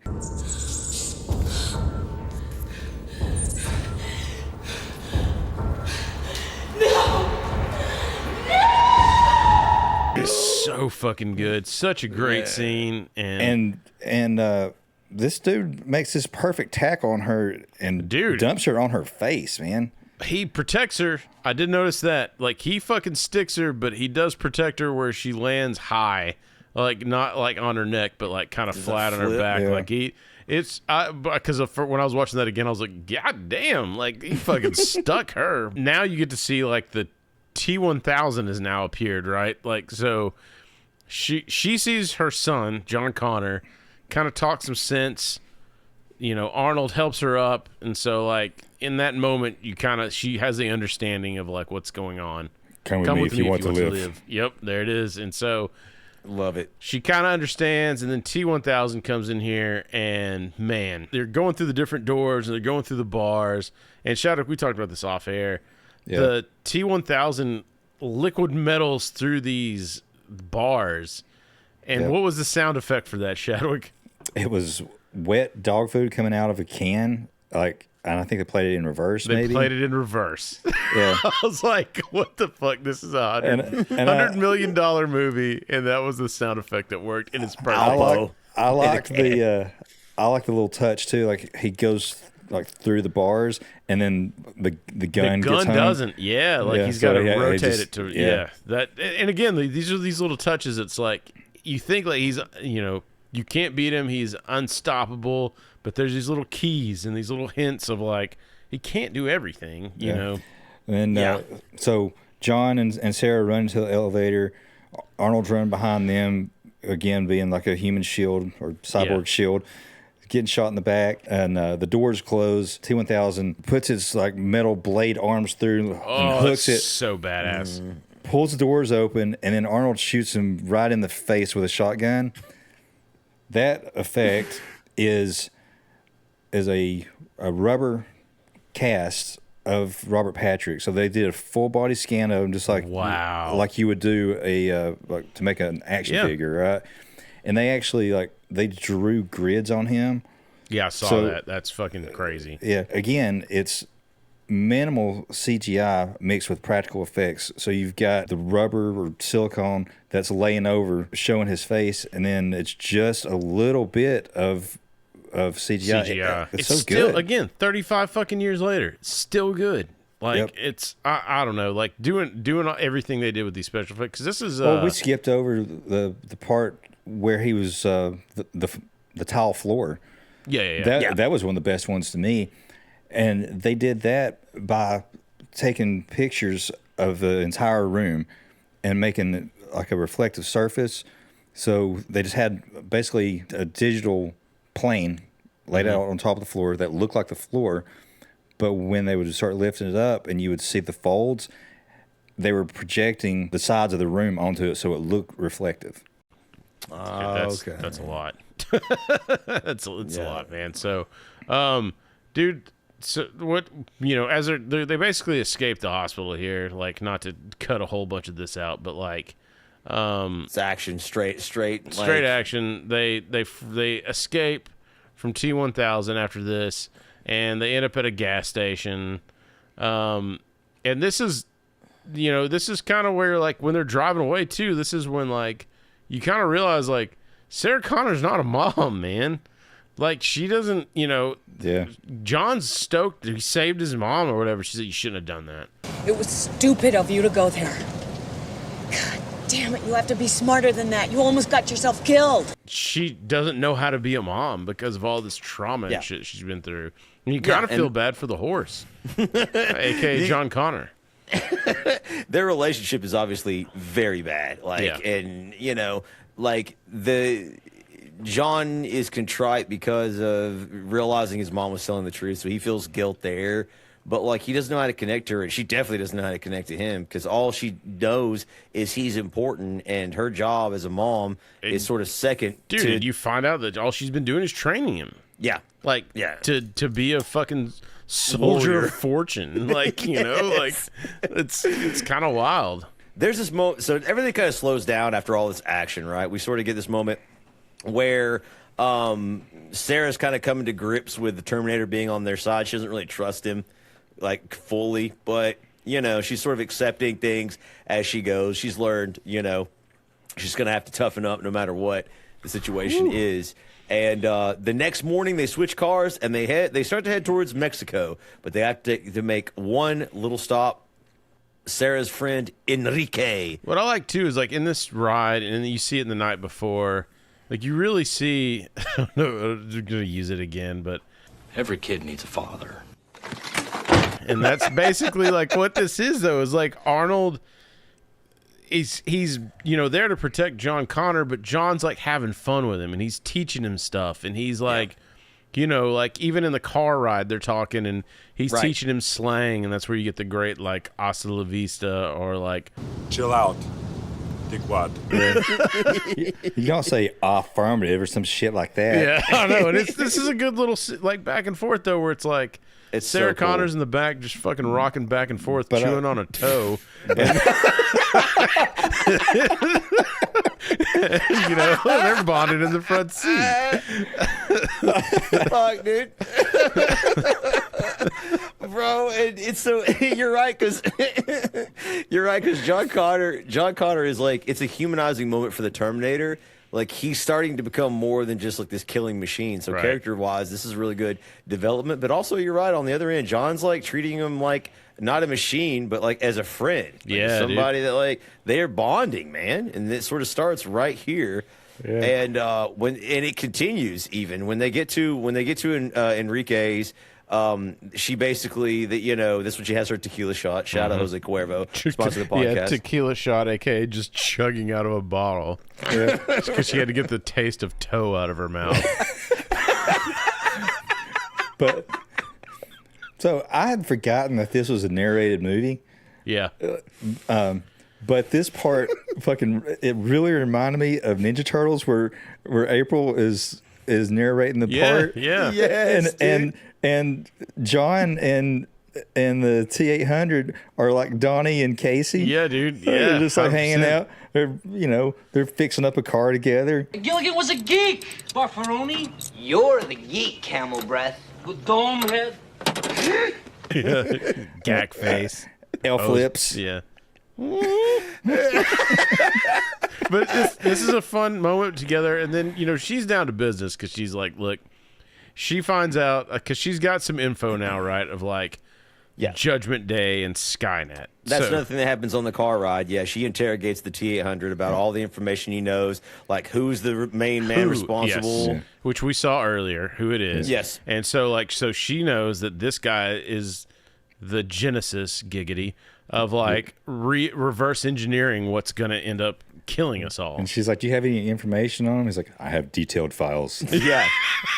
So she's armed with all this knowledge. Enrique gives her basically a vehicle to use. He gives them guns. Like, he outfits them because he thinks they're about to go across the border. But during this scene where John and the Terminator are sort of like bonding, Sarah has two realizations.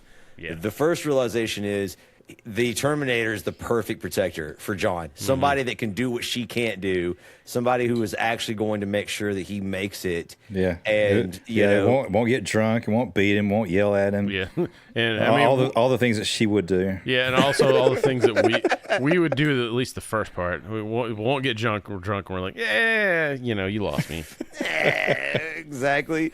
And so, but she's also has a decision to make. You see her sort of warring with herself. She's sitting at a picnic table, carving at it with a dagger, and she lays her head down and passes out and has a dream. Yeah. Famous scene. Dude. We all know where this is going. Yeah.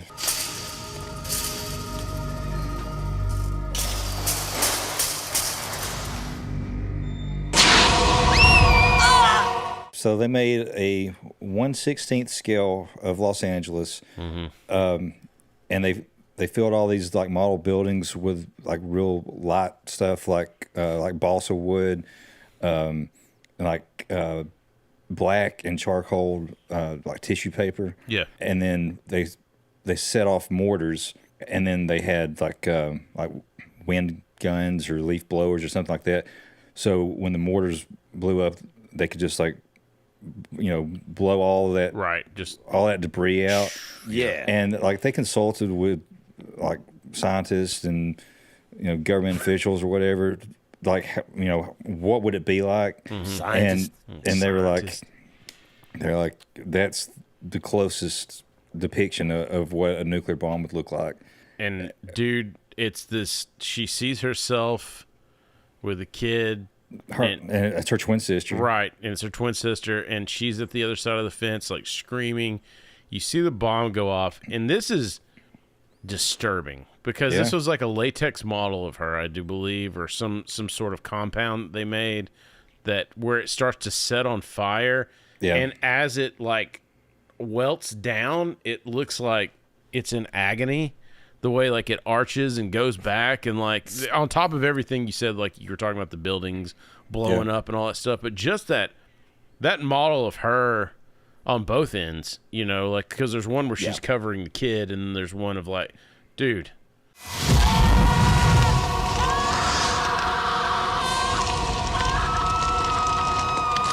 Apparently, I have not seen it, but apparently there's video of them directing those kids on the playground. I've seen a little bit of it where he's telling one of them to take cover or whatever, and then he was just they're joking with the kids. They're like, oh, were you an actor before? Because the kid did a good job on it and stuff. But that's cool as shit. The scene is disturbing as hell. That's how you do a screaming skeleton, Steven Spielberg. Hindi!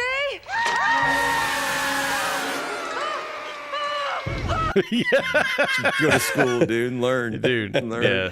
But grab a chair, young buck. And when she finally arises from her nightmare, she slams the knife down in the picnic table, and she's made her decision. And we all know what that is.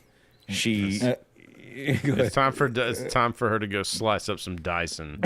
I was gonna say I like when John and Arnold are down in the shelter or basement or whatever, looking at all the guns. Yeah. And Arnold grabs that big Gatling gun and he turns around and he's got this little crooked smile. Dude, I love that. Yeah. And they cut straight to John and he has the same crooked smile. Yeah. And I don't know if that was a note from the director or if Arnold did it. Because he's got that big ass Gatling gun or whatever. And yeah. You're like, that's fucking what's up. Let's go. And So Sarah's decided she's going to go blow away Dyson and stop the war before it could even begin. And, you know, as I mentioned before, I mean, the Terminator's going to watch over John soon. If she fails, what has she got to lose, right? Yeah, So, and they don't know what she's doing, No. right? So she's going off on her own, and so like she doesn't tell anybody. this is where, you know, she's basically sniper range. You see, Danny!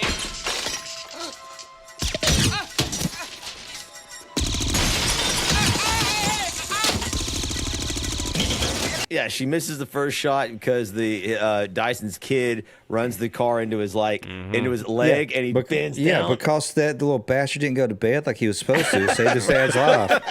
The mom's chasing around the house. Like, yeah, it saved his dad's life for 24 hours. It's out of control. You're supposed to, you're supposed to be going to bed. And he's like, 5 more minutes. 5 more minutes. I just got to run over my dad's ankle. Looks like that kid is back on the escalator. But she unloads, dude, and like trying to hit him. And when that fails, she runs out of ammo. She just like basically charges the remains of the wreckage. She sees the family dynamic. She sees the kid. And she just, again, Linda Hamilton, dude, like star of this freaking show. She has this breakdown. Shut up, shut up, shut up! It's all your fault! Motherfucker, it's all your fault! What? I'm not gonna let you do it. And this is the beginning of the character arc for John, because he takes over his mom's spot here, where after they broke her out, she was checking on him, like, are you okay? Yes. You know, are you hurt or whatever? Now he's doing it to her, like, are you okay? And then he takes the kid. You know, it's like, come on, let's go in this other room. Yeah, show me your bedroom, because he knows that this kid doesn't need to see what's about to happen. Yeah, because he's gonna let Arnold show him. He's gonna let Arnold show, like, what the dude's name is, Miles or whatever. He's gonna show Miles, hey, this is what you've been fucking working on, bro.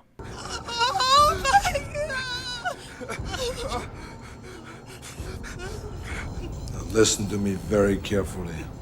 Now it's game time, so they're gonna go destroy what Miles has been working on, because he sees, like, oh Jesus, like, I'm gonna end the world. Boy, at first he's like, it's like, well, that's it.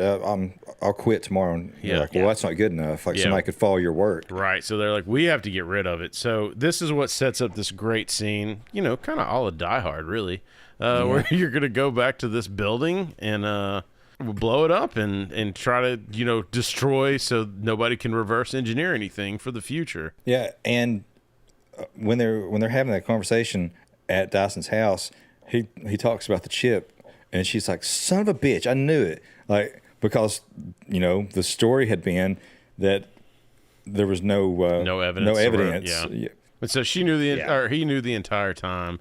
So she went to the she went to nitwit school for nothing. You know what a nitwit school is? Yeah. And so they're going to break into, what is the company called? Cyberdyne. Yeah, Cyberdyne headquarters. So here we go. They're going to, you know, break in with a key. The best way to break in, because he's got Clarence. And it's go time, baby. Dude, they go in and they break into, they go into the building and they get in, and unfortunately, it immediately goes south. They're forced to subdue the security guard because, like, he's handcuffed into a toilet. I'm gonna be honest, that's the worst way to go. That dude reminds me of Hank from The Office. Yeah, I just don't handcuff me to a toilet, because nobody's clean down there. You got pubis all in your face and pee that's missed the toilet. Yeah, we're animals. Maybe some crapnel. He's like, dude's like, I know there's pee on the floor because I pee on the floor. It was a joke. I now see the error of my ways. But what they don't know is there's another security guard on duty, so he actually, like, finds out that the other security guard's been, because Miles' security shit's working. Boom, boom. They're getting into different levels. Boom, and the other security guard finds him, and he hits the silent alarm, which locks all the key cards. Yep. Yeah, and nobody can get in. So now they're like, God damn it. Yeah, because you gotta have 2 keys that you turn simultaneously on opposite sides of the door to get in. Well, even like the regular key cards don't work after they've hit the alarm, right? So he can't even get in. But they're trying to use the key card to get one of those keys to open the door. So they can get and open the door. And so, but thank God, John's a hacker. Yep. And so he's put his ATM hacker to work, and thank God that it works on everything. Back then, we didn't know shit about hacking. But you know what though? Like that's good writing. Like no, it's very good writing. Because at the first of it, you think, well, he's just a delinquent, but there was actually something that they call back from the beginning of the movie. Yeah, and it doesn't make any sense to call up and ask for somebody's social security number so you can steal their savings. Hey, you bitch! Hey, you bitch! Do you listen to me? Okay. Do not read in! Do not read in! You don't get to be a Nigerian prince by not stealing money. That's very true. I mean, there is a lineage to that money, man. So, yeah. So this is the whole buildup of them trying to get into this room, and there is a counter attack that is en route. Arnold Schwarzenegger tries to slow the police down, and that's where you get that scene, the action scene with the mini Gatling gun or whatever.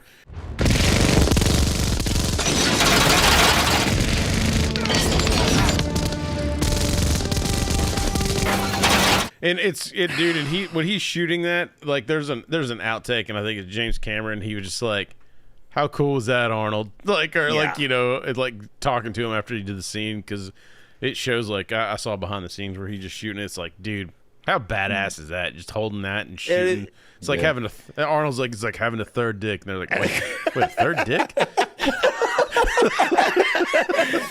Wait a minute. It's such a cool scene. So in my child memory, I know that he didn't kill the cops, but I thought he shot the cops.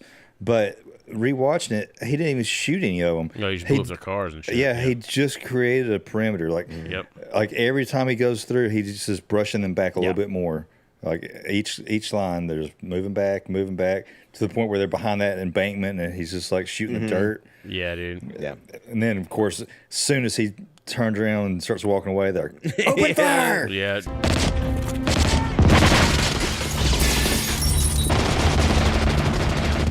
And this is great. I love this scene right here with Miles. So everybody, we're starting to get to where we need to get, where we can get the chip, where we can get the arm, and these dudes bust in with their stupid fucking masks, and they blast, because Miles has this bomb set up, and he gets shot. Right. And you're like, and he's cut in half pretty bad. Yeah, I mean, he's basically Brandon Lee. He's like. Oh, dude, he is, man, and he's worse for wear. He sits down, Swiss cheese, and dude, he does a great. I love this acting job here, where he's. Dude, have you guys seen that video meme of this though? No. It's like the title's like when she's thunderclapping on you and you can't hold it anymore. I don't know how much longer I can hold this.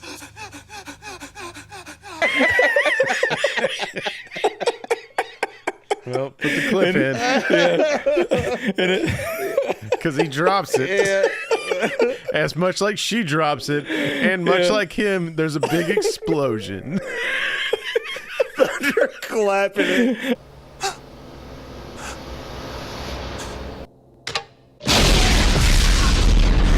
When they finally get back down to the ground floor, you've got the cops are surrounded, the SWAT team surrounded them, and he just walks straight into the gunfire, and it's so freaking awesome. Like, piece of his face is getting shot off, and you can see the metal underneath, right?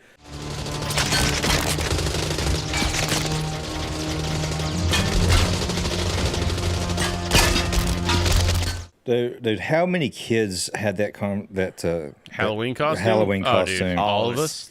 Yeah, I mean, I know, Yes, I did. Yeah, I did too. Leaf did. His brother did. Loved this movie. We probably passed that costume around the neighborhood. He's shooting guys with the tear gas thing. He's shooting guys in the leg. Yeah. He's not killing anybody, but because he's keeping his promise to John, right? Dude, what I love is when he goes out in the parking lot and he's shooting tear gas at all of them, and he walks up and takes that one dude's mask off, and then he's like, "Here, hold this." The guy takes it. And the guy he gives the gun and he just pulls his mask off. Yeah, that's so awesome. So good. And so they escape in a stolen SWAT vehicle, and of course, all the commotion, all the action. the T-1000. Yeah, we forgot the T-1000. It still exists. So he's here back, and this time he's in a stolen helicopter. Dude, he got to the chopper. He does. He grabs the chopper. This is another fucking great. It's not even a special effect. This pilot actually flew under the bridge. But I was reading about how James Cameron uses like this long lens on this shot because it makes things look closer. Mm-hmm. So where that chopper, it really is close to the back of that truck, but that lens makes it look like it's even closer. Yeah.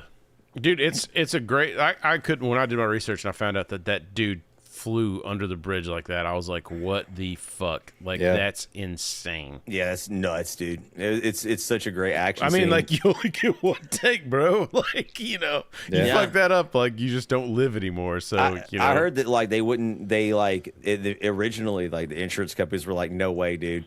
Mm-hmm. Like, there's no way. But, like, when they found out the guy doing his credentials, we could put in, maybe impose to his name, but, like, the guy was skilled at low-level flying.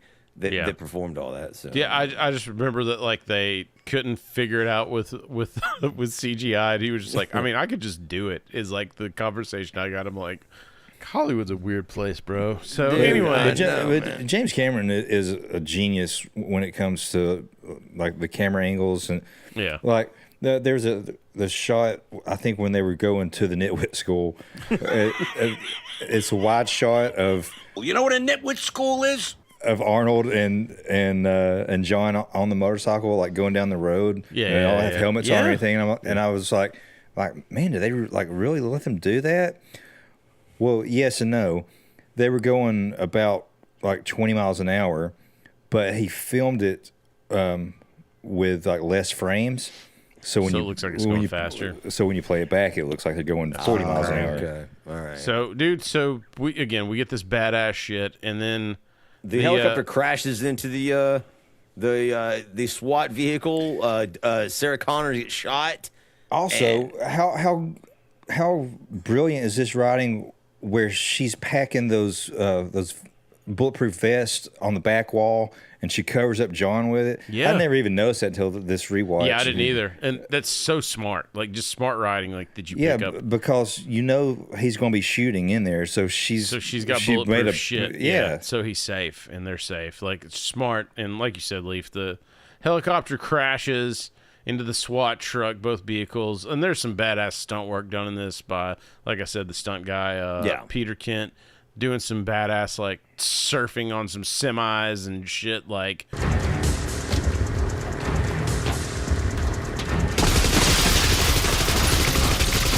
Arnold, Sarah, and John get in this shitty truck they borrowed from this guy. There's a bumper sticker that says "Praise the Lord." I don't know why that always made me laugh. It still did. Yeah, when I see it, it was still funny now. But like Chris is right. The C-1000 steals like a liquid nitrogen tanker.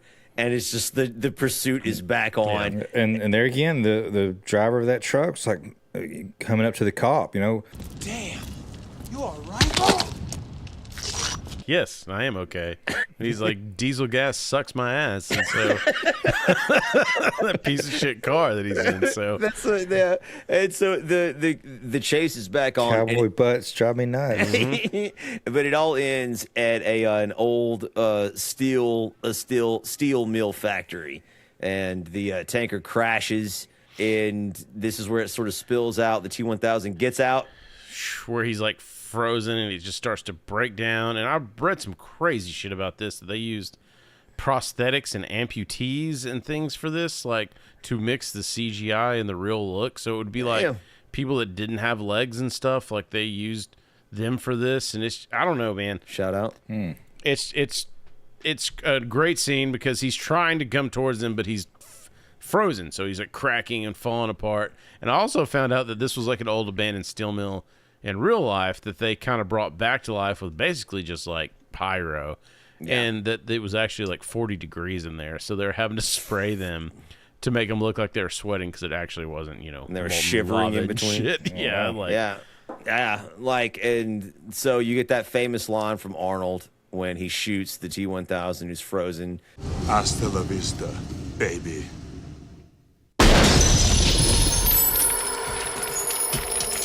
And when this happened, I thought he was done. I thought this was same it. here. Right? Yep. I thought we were like, what is it, Demolition Man style. I was like, oh, he's frozen. You blew him apart.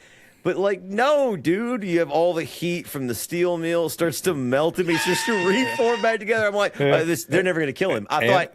And just like Demolition Man, Arnold's like, I'll be goddamn. And dude, and so Arnold, you think that again? We think T-1000's dead. Well, T-1000 ends up besting Arnold, like our T-800, right? Like, he ends up hitting him with impaled him through the chest. Yeah, they have their one-on-one fight. And it's really awesome. And he's deactivated. And I like that they kept them in character. Like, they're not talking shit to each other. No, or anything, man, it is what it is. They're two robots machines fighting. And this is where you get, like, we had talked about it earlier. I think, what's her sister's name? Is it Lindsay Hamilton, I believe is her sister's name. And I think she passed away, R.I.P. in like 2020. I was researching. But this is the thing that most people didn't know, that Linda Hamilton had a twin sister. Right. And so you get this scene where we're starting to dabble in CGI and blah, blah, blah. Most people, and myself included, I didn't know this was real. Like, so they dressed, her twin sister up like her, not too hard, but with some makeup or whatever, you're able to film this scene between Linda Hamilton and, like I said, I think it's Lindsay Hamilton. And she's not an actress. Like, no. And she was her stunt woman for a lot of these things, too. And the back at the, we'll say it again, the nitwit school. I was shanghaied upstate to a nitwit school. You got the that security guard where that guy's a twin too. Oh, I didn't know that. So that's smart. Yeah. Yeah. Which I always wondered, how do you decide which one of them is going to die? Draw straws, maybe. Like, at the nitwit school, I don't think that anyone cares. So you're probably hoping you're the one that's going to die. So you get the twin battle here, where you're like, he's mimicking Sarah Connor, pretending to be injured to lure John to, and then the real Sarah Connor shows up, blasts him to the molten steel. At the pit, like he's right above the big vat of molten steel, and she needs one more shot to kind of push him over the edge. She runs out of ammo, dude. You're like, no. Yeah, you're like, damn it. I know. Off air, Chris was talking about how turned on he got when she was. Yeah, doing the jerk. Cocking that shotguns. And I was just like, what's wrong with me? It's like I just needed one more cock. And so so Sarah and John turned to flee, and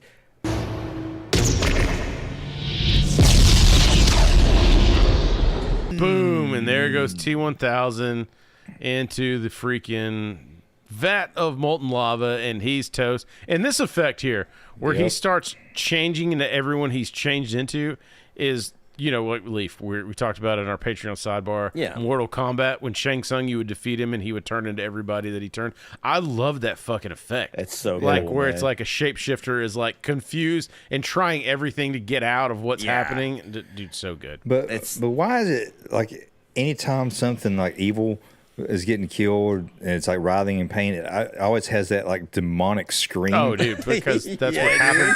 Yeah, because that's what happens in real life. All of our Patreon, all of our like Spotify listeners just flung their like AirPods across the room. Yeah, Leaf, that's going to be on you to bring that way down on the DVDs. Damn it. But anyway, was it loud? Yeah, but so is everything. So you're like, okay, cool, happy ending, thank fucking Christ. It's like, we're done.